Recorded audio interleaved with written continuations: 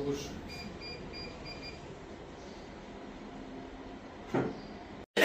না ওই দিন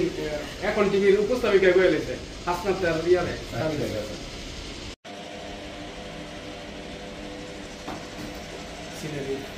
ভাই ভিডিও অর দেখো আমরা ঢাকার লোক না যে অফ দ্য রেকর্ডে আবার ওই যে অনেকে 25 ইংরেজি তারিখে আমাদের একটি